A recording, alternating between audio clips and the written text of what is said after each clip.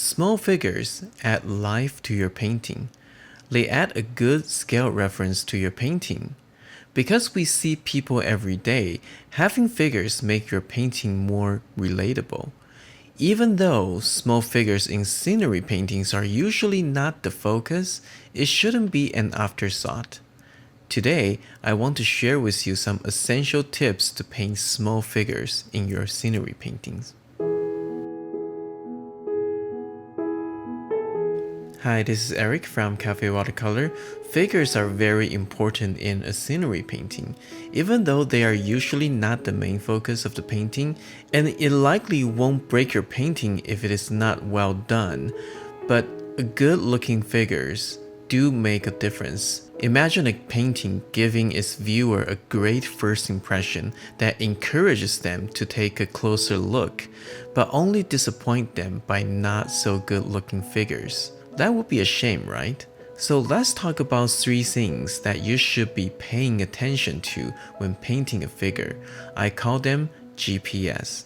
G here means the gesture. The gesture is the movement and the balance of the figure. Every figure has a gesture. Even a simple walking pose has a gesture, and capturing that gesture is important. Try capture the movement of the figure with lines. Find the longest line that connect from top to bottom. You can usually find gesture by looking at a person's spine. Also, think about balance of the figure. Where does the person put his or her weight on? This is the fastest way to capture a figure. The P stands for proportion. A typical adult is about 7.5 heads tall. Sometimes I see people painting figure that's about 5 heads. It's very important to remember, and it's very simple actually. Let's start from the top.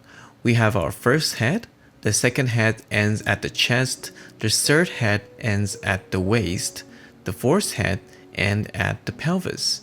From the fourth to the 7th head is the thigh and leg, and the midpoint is the knee, and the last half of the head is the feet. The shoulder is typically 2 to 2.5 width. That's the general proportion of a figure. The best way to avoid figure looking too short or too skinny is to make the head smaller. Visually, even if the head is really small, you will likely just make a supermodel that's about 8 to 9 heads tall. No big deal. The S stands for shape or structure. We all know good shapes are important in a painting. A small shape, such as a figure, is no exception. You can tell immediately if an experienced artist does a painting if you spot a good looking figure. Again, this takes practice and experience, but there are a few things that you should always watch out for. Number 1, head is not a perfect circle. Charlie Brown's head is round, but that's not a realistic looking figure. It is more of an oval or rectangular shape. A perfect round head reminds people of a stick figure. Try to avoid it, so if you're painting a figure, paint the head with a brushstroke, not a dot. Number 2, give your figure a nice shoulder line. Don't draw or paint a curvy shoulder. Give a nice straight shoulder line. This makes the figure look more graphical and distinctive. Number 3, suggest structure with brushstroke. The way you paint your figure matters, even when it is small and it should only take 1 brushstroke to paint. You should still think about how should you paint it. Should it be straight, curved, thick, or thin? Like I said before, make every brushstroke mean something. Okay, let's do a quick painting of a couple walking and practice what we have learned. Okay, so let's start with the drawing here. The first thing we want to do is to capture the gesture here. So let's get some fast, loose, long line going to capture the gesture. And really important is to watch out for the balance of the figure. Since they are both walking, the weight is pretty much in the center. Draw the shoulder line and let's start to measure the proportion with the head. The second head to the chest, third head to the waist, the fourth head to the bottom of the pelvis. The fifth, sixth, and the 7th head are the lengths of the thigh and leg, and the midpoint of that 3 heads is the position of the knee. So we make a mark here. So the last half a head length is the feet. So that marks a total of 7.5 head tall. So by some simple measuring like these, we are able to get some accurate landmark on our figure. So all we have to do now is to find the joints and connect the dot with the lines that describe the form and structure. So first we capture the gesture, then we measure the proportion, and then we start to draw the actual structure of the figure. And since this is not a big figure painting, I'm not going to go into anatomy and things like that. And this is a small figure. As long as you got the gesture, proportion, and the shape right, you're going to end up with a nice looking figure. So I'm drawing this figure rather loosely and try to connect the line without lifting my pencil much. And I am drawing darker marks for the distinctive part of the figure. So things like the collar, the sleeve where the hands are, the shoulder, of course, those are the darker marks that's going to really define the shape of the figure. So we're able to figure out the height of the girl by using the guy as a reference. So the top of the girl's head is about where his mouth is. So I can draw a line and use that as a reference to draw the girl. And the feet, they are on the same height. So I don't need to worry about the feet. So the procedure is the same. I draw the gesture of the girl. She's putting her weight on her right feet, so that's where I find the strongest line. So from her hip to the bottom of her right feet is where I find the most obvious gesture in her. Now, I don't do this every single time I'm drawing a figure in a scenery painting, but I think it's important for me to show you what's going on in my brain visually so you can get an idea what am I thinking. Now I'm going to start off with their skin tone, which is a pretty simple cadmium red mixed a little bit of cadmium orange. This is somewhat of a watery mixture. We want to keep the skin looking transparent. And while the bead is still there, I'm just going to use a little bit of the leftover warm gray on my palette, add a little bit of water, and just use that as the shirt on the girl. It's sort of like a beige color, so I think a warm gray is perfect. I'm just letting her skin color merge into her shirt. It's totally fine. The value is almost the same, and even the color is pretty similar, so just let it merge together. That's totally fine. And I'm just grabbing some neutral tint. This is a little bit of creamy mixture. And I try to have some nice confidence brushstroke.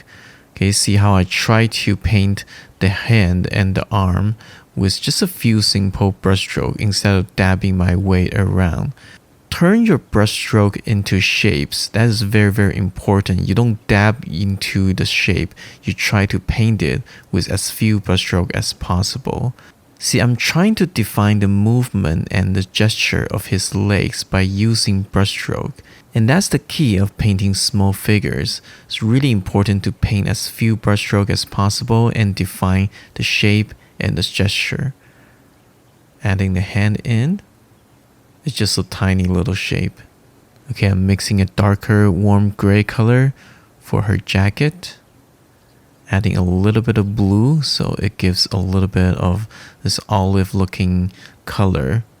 And paint the jacket, her hand, and just paint it all the way down her right arm. See, just 2 strokes and that's it. Paint your shape with few brush strokes and just leave it. And I'm painting her hair, a little bit of reddish color in it, and I just let it merge into the jacket as well. It's all about big shape and the overall value grouping. So just because you see all the different little details in the figures doesn't mean you need to separate them all and paint it all. Adding some hair for the guy. The face is dry, so whatever we paint on it is going to be heart shape, which is what I want for the hair. Part of his face is in the shadow because of the lighting, so I'm actually going to add a little bit of shadow on his face and the bottom of the girl's chin, because there's a cast shadow from her face on her neck. Painting her blue jeans, her thigh, her leg. Again, try to keep it as simple as possible. Keep in mind of the gesture while you're doing it. Adding some dark wet onto wet where the shadow is. And I'm adding some cast shadow on the guy's jacket and the shirt, just to suggest some lighting there. The jacket is receiving light and is casting shadow on the left, so really think about where the surface is receiving light and where is it casting shadow. And a little bit of shadow and light contrast really shows the dimensionality to it, so all of a sudden this figure doesn't look that flat anymore. There's some form and three-dimensional stuff going on. Now we add some cast shadow on the girl's shirt as well. And a little bit of form shadow to the left. So just a little bit of shadow on her leg and her thigh, and it starts to suggest the form is turning. So the leg is actually not flat. The leg is actually has a form and structure. Okay, the figure sketch is good. I don't need to add more detail. Serve its purpose. Now I'm going to add some cast shadow. The light is from the right, so the cast shadow is to the left. And the cast shadow is actually quite long. It looks like the sun is at a very low angle. Adjusting the shape of the head for the guy. So it looks like he is tilting a little bit more to the left. And we have our sketch. It is pretty rough, but if you put them in a scenery, like the Edinburgh painting I painted before, they look pretty decent there. It's very simple, but I really hope this is helpful for you so that you can paint some nice looking figure in your scenery painting. So I hope this is helpful for you. Next week, I'm going to share with you how to paint a simple snow scenery just in time for the holiday. So be sure to like and subscribe and hit the bell icon so you will get a notification when a new video is coming out. Got any other questions? Leave a comment down below. If you are new here, go to my website at cafewatercolor.com, sign up to download my free Fast Track Watercolor ebook. I'm Eric from Café Watercolor, and I will see you again next week.